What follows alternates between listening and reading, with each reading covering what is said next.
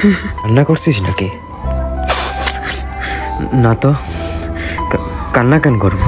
ওই চোখে কি যেন গেছে, ভিতর থেকে শেষ হয়ে যাচ্ছি। কিভাবে বলি তোমায়? সব জানি বাবা, তোর বাপ আমি। চলায় খাবার খাবি? স্যার স্যার স্যার আর একটা বার সুযোগ দিন স্যার। স্যার এবার আমি আপনাকে হতাশ করবো না sir, please please please sir. কি হয়েছে রে? ওই বন্ধু কল দিছিল। কিভাবে বলি বাবা, এই জবটাও চলে গেল, আবার তোমার বোঝা হয়ে গেলাম। জবের চিন্তা করিস না, তোর বাপ এখনো বেঁচে আছে।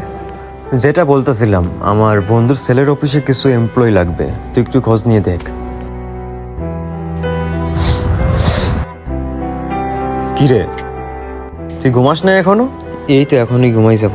যতই খারাপ পরিস্থিতি হোক, আমি জানি তুই কখনো হারবি না। কিছু চিন্তা করার দরকার নেই, নিশ্চিন্তায় ঘুমা। আর কিছু দরকার হলে আমাকে বলিস। ঠিক আছে বাবা। বাবা, তোমার বন্ধুর ছেলের সাথে আজকে কথা হয়েছিল, তো ওর ম্যানেজার আমাকে কালকেই ঢাকা আসতে বলছে, তো আমি আজকে রাতের ট্রেনেই ঢাকা যাচ্ছি। খালি হাতে যাচ্ছি, জানি না কি করব, কিভাবে থাকবো। বাবা, আমি তোর ব্যাগে 5,000 টাকা রাখছি, দেখে শুনে খরচ করিস। থ্যাংক ইউ বাবা, যদি তোমায় একটু জোরে ধরে কাঁদতে পারতাম।